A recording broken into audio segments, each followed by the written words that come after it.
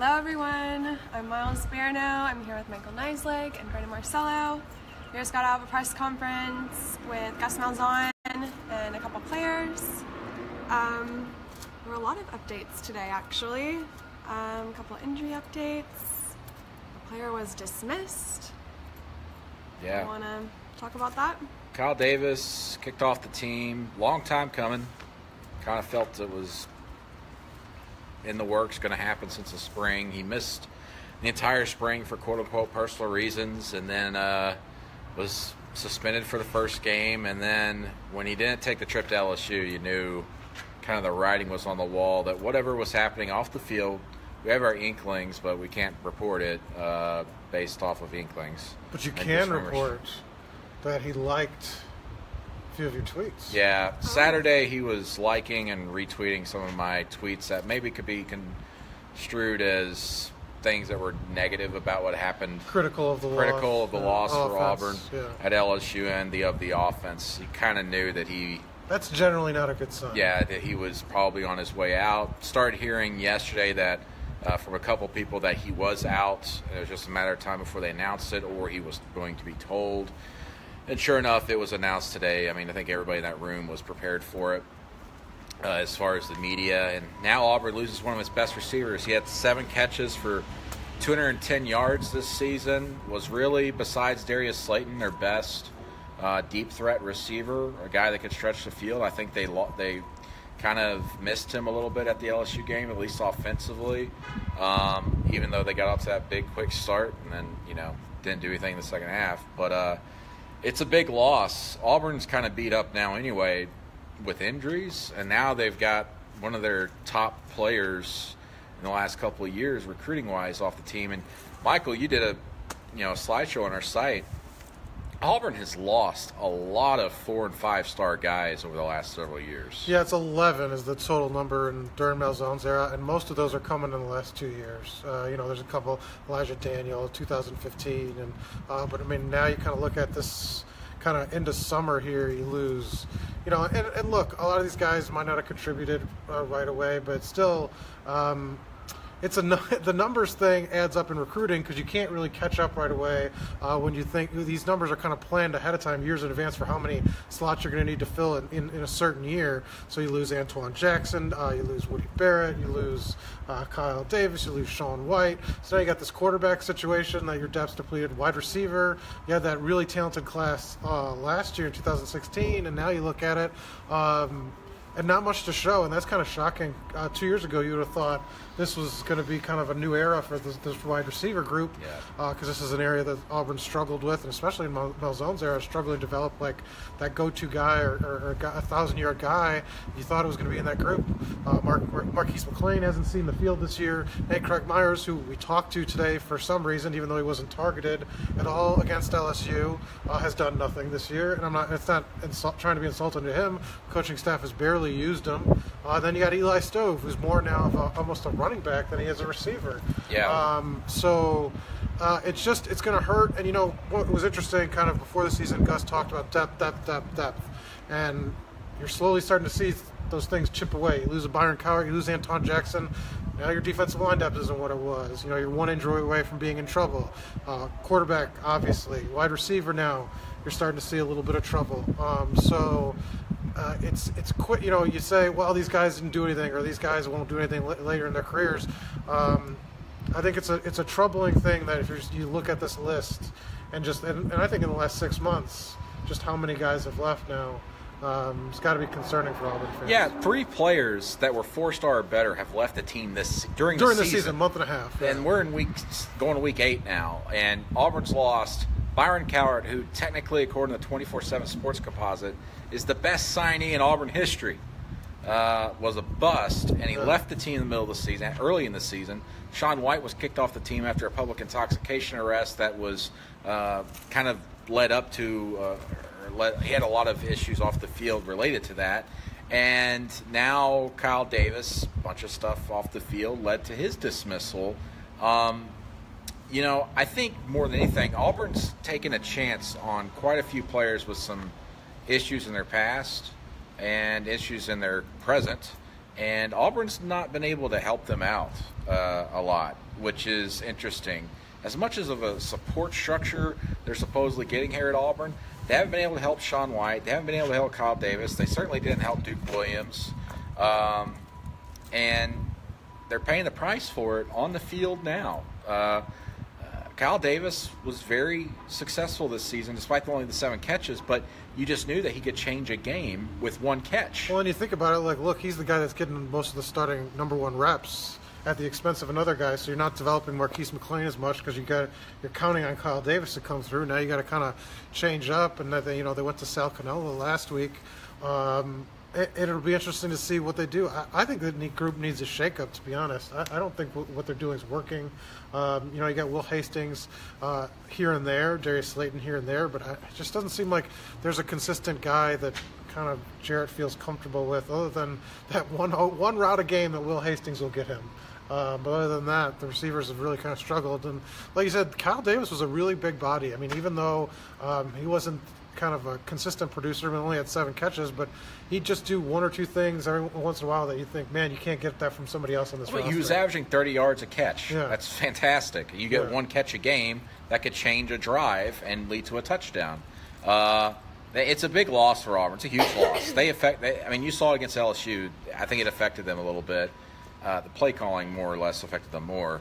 And I guess that'd probably be a good transition going into what the press conference was all about today, and that was Gus Malzahn accepting a lot of blame. Sort of. He said it's on me. It's on me, the head coach. Are you calling the plays, Gus? No, I'm not calling. I have nothing to do with calling Gus the plays. says I'm not calling the plays. He wasn't meddling or whatever. I have nothing to do with that. But, that's all the other guy. A lot of questions about that. I even asked him, I was like, so over these last 5 games, dating back to last season, you have 2 offensive coordinators, 2 different guys, and yet you've scored only 9 points in the second half of those losses. Why is that? What's the common thread there? He really kind of paused. He was more focused on the wording of your question and like talking about where you're starting the losses specifically second half, but the other games were fine. He referenced those are just losses, so you can't really look at just those. Well, the common thread there is that there's been one man still here, and that's Gus Malzahn. Rhett Lashley and Chip Lindsey, if you look at their numbers, now at UConn for Rhett Lashley, and then Chip Lindsey at Arizona State and Southern Miss, the first down pass-to-run ratio was not as high as it is here at Auburn. 77% of the time, Auburn's run the ball first down. Auburn ran the ball 17 straight times on first down at LSU. His answer to that was 5 didn't count because there were run-pass options, and theoretically they could have passed. That's what he said. That's what he said. I mean, that's the answer. Great. So Auburn ran the ball 17 straight times still. No, I'm just saying his defense of it was that okay. All right. 5 were RPS. That's it. That was his defense. So then you're blaming Jarrett Stidham for that because he's making the wrong decision because there's an extra safety in the box and no one's making adjustments? Jarrett Stidham, who has more control than any quarterback in Auburn history. Yeah, Gus Malzahn made a point to say that today, that Jarrett Stidham has more control of this offense than any quarterback in his history as a college football coach. And we're talking about 3,000 quarterbacks because Gus has a different quarterback every year, practically. I mean, for him to say that was interesting to me. But more control than Nick Marshall in his second season. But you talk to other quarterbacks and that veteran guys that not have played for this, but just look at and watch these games, and they say these quarterbacks have no control whatsoever because they don't look at the defense. They're always looking at those signs. This is one of Gus's not excuse, but one of his explanations, I guess you could say. Talking to him afterward, he's like, name another quarterback where they're able to audible a lot out of plays because everything comes from the sideline nowadays. But that's not necessarily a great trend for the quarterback. Yeah. No. Or when you're calling bad plays. Yeah. Exactly. Or maybe you just need to call different plays in the first place. That's true. How about that? But he said, point the finger at me, I'm the head coach, but I didn't call the plays. He's not worried about the defense giving up big plays, which was interesting. That's something we haven't talked a lot about. The defense gave up a lot of 30-yard plays in that game against LSU. He says they feel good. But it's hard to get insight because we don't talk to Kevin Steele. The players are sort of really on point. Like, look, missed some tackles, but everything's great. And, they're kind of coached. Jeremiah Diston was very coached today. I mean, I don't know how many times he said, we're going to be all right. I thought it was like his song. Chorus of a song. Well, I think they give him lines. Yeah, no, I think they do absolutely. They give him 3 lines that they rely on. Yeah. So I'm like, you don't know that word. Yeah. Stop using them $10 words. It's hard to kind of get insight into what the defense actually thinks. I mean, maybe it was just sort of here and there. And I think the injuries did add up a little bit because that secondary is, but which is ironic because we said secondary was going to, the safety was going to be an issue, and everyone's like, what? The coaching staff, no issue here. It's going to be fine. Jason Smith is the backup behind Nick Ruffin will be fine. Because what if Nick Ruffin gets hurt this week? What if Daniel He'll have more free time to hang out with people. Yeah, but I'm just saying, like, then Jason Smith's your next guy up, right? Yeah. Because Trey Matthews doesn't sound good. It was unclear if he's going to practice today. Trey Williams might practice today.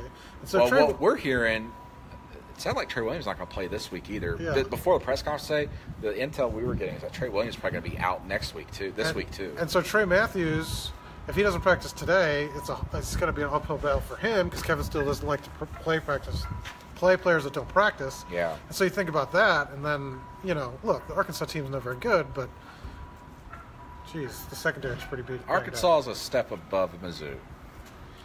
And Mizzou, even though they're south of Mizzou on the map. But Mizzou's terrible. Mizzou's terrible.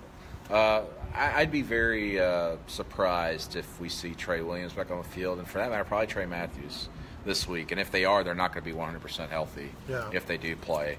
And speaking of being healthy, Gus Malzahn again said Cameron Petway's not 100%, but he was close to it at Which LSU. Is weird because the last time he talked about Cameron Petway, he said we wouldn't play him if he wasn't healthy, and he wasn't healthy, but they played him. But they played him anyway. It's like anyway. a really complex math problem that doesn't have an answer. Well, and then I asked, so if that's the case, if he's close to 100%, a question I asked on this Facebook Live thing. Why is he not being productive? And he's like, sometimes the holes are not big enough, and all that.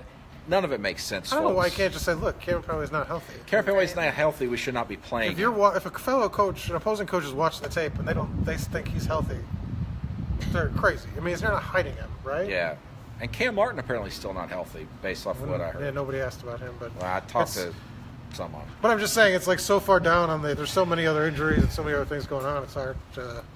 Makes you wonder, like, why is everybody injured in the backfield? What are they doing? What are they doing with those guys? Partying. And why don't you just shut? Why didn't you shut Cameron Petway down to the first week? They should have shut him down after the Clemson game and had surgery. Yeah. But hey, I'm just a bear, and I suck the heads off fish. I don't understand that reference. That's all bears do. They eat fish. All right. They don't know football. We got questions? I'm sure we got questions. Brandon apparently got too much sleep last night. I fell asleep at 8:30 last night. It was glorious. It's the way to go. Man, it's awesome. But you know what's funny? Good for you. Quick side Good for story. you. I was watching Wheel of Fortune because I'm 65 years old. Okay. And I made a joke to my wife because we just had dinner. I go, why are we watching Wheel of Fortune? Are we old? Are we going to go to bed after this? And then I fell asleep on the couch with at food like in your mouth. 8:30. Sounds like you answered your own question. I know. I'm pathetic. Well, do y'all think Gus is kind of losing hold on the team leadership-wise because with everyone getting in trouble? And you can't say he's not because you had to dismiss another player. Right. That, and I wonder how the team's going to react to this. That'll be the telling. If they come out slow and don't kind of beat this team by 30 points, I think you're kind of going to ask that question. Yeah, you're going to. I think more than the Byron Cowart and Shaun White things, now that they've lost and the way they lost, and then you kick off one of your And the other problem, too, is you have teammates. the bye week after that, so heads kind of get distracted and what happens then, because it seems like last year was the only year that something didn't happen during the bye week. Is that right about? There's always a discipline Don't do issue. this. I'm just saying. Yeah, wait. I'm just saying. We sat out here Sunday night and I knocked on that table and said maybe it'll be a quiet week. And then Kyle Davis got That's kicked not a off the wooden team. table. It's not wood. That's what I even said. That I was like, it's not wood. But if they don't play well against Arkansas, then you have that bye week. That's a way to. That's not going to be great. Yeah. Where do you think you draw the line between like players being a student and having a social life, but also being a football player and focusing on football first and foremost? Because like, how much power do you think Gus should have to tell them, no, you can't go out on a Wednesday night the week before a game? Well, but Sounds I think like Miles got some intel here. I think it's, but I mean, it goes. I see people. It goes to the fact that I probably shouldn't be seeing. if you're if you've had a disciplinary issue in the past, then you shouldn't be doing it at all. Well, I'll say this: like, if someone is like someone they need to be watching, they'll have like someone over in the dorm area, like making sure the person's in their room at a certain But what time. I'm saying is, if you've messed up before, you don't get the luxury of having kind of the privileges you've had other players do. But and so I mean, doesn't explain Shaun White.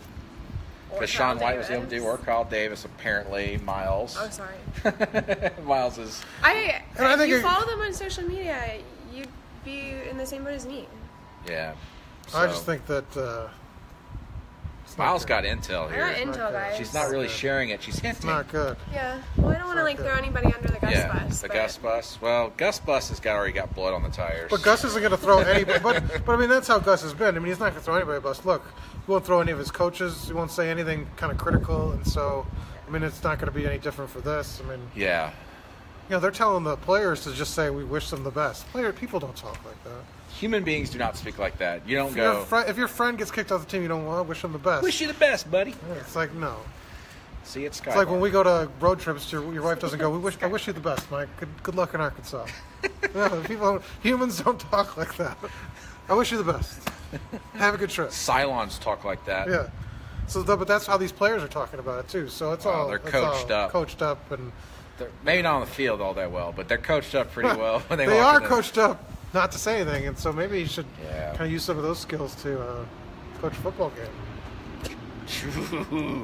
Ooh. Zing. That was a little zinger there. These are like rhetorical questions. What happens if... That's more of a hypothetical, not a rhetorical. Interesting what that crowd's like in Arkansas this week. 6:30 game. Could be crickets there, huh? Yeah. Because they've lost... Their average margin of defeat in recent weeks has not been good. I don't think they've beaten a Power 5 team yet either, if I recall. The big game of the weekend, though. Idaho at Missouri. I'm looking forward to that one. Oh, man. Do we think that Nate Craig Myers will get more touches with Kyle Davis going? They're going to have to. Who knows? Don't you think? I don't think putting Sal Cannella at the Kyle Davis spot and having him play that many snaps is going to be the answer. They got to get Nate Craig Myers more involved. Nate Craig didn't start. He didn't play till the third drive. Well, in fact, you were mentioning, is Nate Craig Myers going to get on the field? And then, because I thought he might have been hurt because he had been injured a couple weeks ago. So and then I said, there he is. He just got on the field. Kyle Davis wasn't playing, and then Nate Craig wasn't playing. So it's like, well, what happened there? Yeah. And then they didn't go to him at all. So who knows? Yeah. Why don't you give Marquise McLean a shot? Big body guy. How do I say this? Hearing some intel on him? It doesn't sound like he's ready, which is not a good thing. But I mean, I understand. Who cares? You throw him out there and just Coaches, try it up. I don't know if you're at that point of the season yet where you're just so desperate you just go on out there, But what did they complete 9 passes last week? Yeah, 9 of 23. Can't do much worse. Jared right? Stidham was 1 of 12 in his last 12 passes for 0 yards. You cannot do any worse than that. No. Actually, you can. I guess, but I mean, you can go 0 for 12 or for negative, interception. or 1 for 12 for negative. Or 0 for 12. Yeah, production-wise, going forward, moving the ball forward, you can't do much worse because zero's not a good number. Zero's not a good number. Unless you're on the defense. Well, Gus was asked about his confidence in his position. Sounded like he doesn't plan on going anywhere anytime soon. I mean, that's all you can say. That's all you can say. He did talk to Jay Jacobs yesterday. Oh, there you go. He says. That's what he said outside. How are you doing, Jay? Not great. Probably. How are you doing, Gus? I mean, their offices. Not great. In this building, their offices are pretty much right next door to each other, so it's hard to. So do you think they go which one of us is having the worst month? Yeah, but I've been told that they don't talk. They don't have milkshakes together on the weekend. No, they don't go to Waffle House and share a. That's sad. Plate of waffles. But I doubt that they're sitting down going, things are good. How you doing? Oh, I'm great. I'm just fighting for my job. Hey, me too. We should go somewhere else. But, I saw some people on there earlier ask about Jay Jacobs. Nothing new there. I think the writing's on the wall. We're all just waiting to hear what Stephen Leith's going to say. That's like a definitive thing on Jay Jacobs because he hasn't done it yet, and we're all just kind of waiting on that. And I don't know. as our Philip Marshall said, and several people since, someone from a leadership position here at Auburn needs to speak up. There's way too much crap going on. You mean the deafening silence? Is not you got a basketball program being probed by the FBI? That hurts. Probed. And then you got the football program doing what it's doing right now. You've got Jay Jacobs, floating out into the ether, wondering where his oxygen is. No, he's just celebrating the best school for the best athletes. That's all he's doing. That's right. Yeah. More he'll cliches. hop on Twitter and tell us what's up. Yeah, more cliches and more slogans. That's what saves your job. Do y'all have any questions we can answer? I wonder if everybody's asking Miles, where are you seeing people? What's going on? What's this intel? But yeah, we got some party boys. It's fine. Nothing wrong with that as long as you can do your job on the weekend. Yeah, do your job. Do your job. Well, looks like I don't think Tommy Tuberville will be the next AD, guys. I don't think so. He does. Tuberville thinks he should be, yeah. But, Keith Evans? No. I don't think he's going to be welcome on campus here for maybe another year or so until a new coach comes on. TV guy, opinions. Gus Malzahn didn't much like those opinions, it sounded like, today when he was asked about it. Do you think if Gus pulls out a win against Georgia and Alabama that he's here to stay? Yes. Yeah, he won't get fired. Yeah, he beats what Georgia if only and Bama. one were there? I think he probably still stays unless they lose to Arkansas and unless they lose to Texas A&M at the same time. But, even if they did lose, man, that's tough. I don't know. The only person who's going to answer that is whoever makes the decisions AD. around here, whether it's the next AD or it's the president. It might be the president who makes the call on all this. Yeah, who knows? And by the way, what is Stephen Lee thinking right now? Man, I just got here and I'm trying to deal with academics and everything here, getting my people in place in this building here at Sanford Hall. And now the athletics department looks like it's just on training wheels rolling down a hill. Training wheels going down. Yeah, it's like a little kid on training wheels going down a hill, and you're like, oh no. That's what you do? Well, buddy. I'm just telling you. You're in trouble. Plus, listen, beards get it done, okay? Sure. And Stephen Leith has a beard. You got to do something, Stephen. Also has a plane? Or He can does. fly He a plane. likes flying. Yeah, he Almost does. got him did get him in trouble at Iowa State. Yeah, that's right. Here's what I'm saying. It's a great time Good times. to be an Auburn fan. I'm sorry, everybody. I'm sorry that things suck right now for you. But Thanks, Brandon. it's always darkest before the dawn, as Yeah. Harvey Dent once said before falling off a building What and if a dying. super volcano blows up? Need to get the What? positive vibes to Auburn. Oh, It was Friday man. the 13th. It just cursed. That's what it was, Friday Right. the 13th. It wasn't bad play calling, an athletics Bad director luck. who's trying to save his life and career. Yeah. All right, I know y'all have some guesses as to who may replace Gus, might replace Gus, could replace Gus in the Nick event Saban. that he were leaving. So, It's his dream job. Yeah. He wants to leave Alabama and come to Auburn. I don't know. It's way too early. Everyone's going to ask this to the rest of the season. Yeah, they so. It's way too early, folks. But I like Jeff Brom. It's going to be the guy that you don't want. That's what it'll be. That's what it'll be. It'll be the Yeah. one you don't want. Likely. That's right. You're going to open up your Christmas present, and it's just going to be 4 lumps of coal Yes. Why formed four? into a body. Oh, that's dark. Wow. 2 minutes left. Anybody? 2-minute warning. Look at this, man. He's just 2-minute counting warning. down. 2 minutes, guys. Mike's got to go to basketball. I got to go to the other dumpster fire. Oh. Michael, how is Austin Wiley doing? So. He's out of the boot. Nice. It was out of the boot yesterday.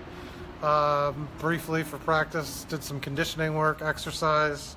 I was going to start running on a anti-gravity treadmill on Wednesday, and I don't know, Alter G. Sounds like What something for the the future. Yeah. So I think if he hits 80 miles per hour, he goes back to the future, which might help him. But and then he'll be reevaluated in like 10 to 14 days. They sound optimistic he'll be healthy for the season opener. How many days away are we from the season opener? It's November 10th. Okay. So what is it today? The 18th or 17th? So Can they just keep 23 days. dragging that out to where he doesn't play for the first few games of the opener, and that's his excuse for not playing? we'll see. Guess we'll just have to find out. We have to find out. Stay tuned. So the immediate thing today is we're still waiting. For clarification, Auburn is supposed to bring true players tomorrow to SEC Media Days, or will be in Nashville, and they have not announced it. And the event is less than. Trudy wants our expertise rather than our 18 sarcasm. The event's less than 18 hours away, and they have not announced any of the players that are going to be there. And Auburn has not decided, and that might be two things might be tied together. Possibly. Who knows? Does anybody know? I don't know.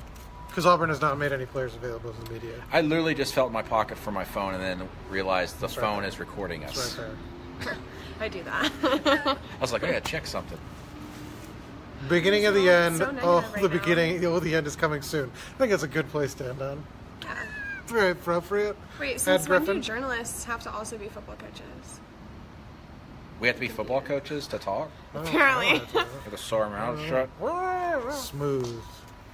We know what we're talking about. Sort of. Y'all got questions? Sorta. Sometimes. 1 minute warning. Okay, here's for those of you who think we suck. Everything's fine. Nothing to worry about. It's just one game. It's just one game.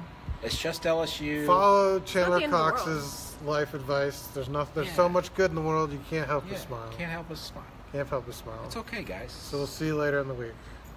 My column's on YouTube. Check out my videos. That's what I do. I know, right?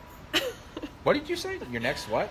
Someone asked, where's my column? Oh, column. It's on YouTube. Miles' YouTube. column. Add under Form Auburn of a Undercover really YouTube. cool video. Yeah, I think. Auburn Auburn Undercover. Undercover YouTube. All I right. make the videos. Lots more The fun stuff this ones. week. And we'll see you in Arkansas, everybody. See you. Are we high? No, we're not high. Nope. That would get us dismissed from football programs or our jobs. All right. Okay. Bye, everybody. So anyway, more news coming. We've written quite a bit already. Mike's headed over to basketball, so he'll have updates from there at Brandon's headed to take a nap. I'm headed to the house to go work some more football, and then I got to shoot a video for He's gotta CBS. work. I got to go set up the studio, which is just a pain. Work. Nap time. Nap time for Brandon. Yeah. Ooh, someone said Larry Blakeney. That ain't happening. Mike's leaving. You don't know who Larry Blakeney is? I think it's a good place to end it. Mike's already gone. Mike's leaving. Okay. Mike's walking. Follow us on social media, Auburn 24/7 Sports. Thank you.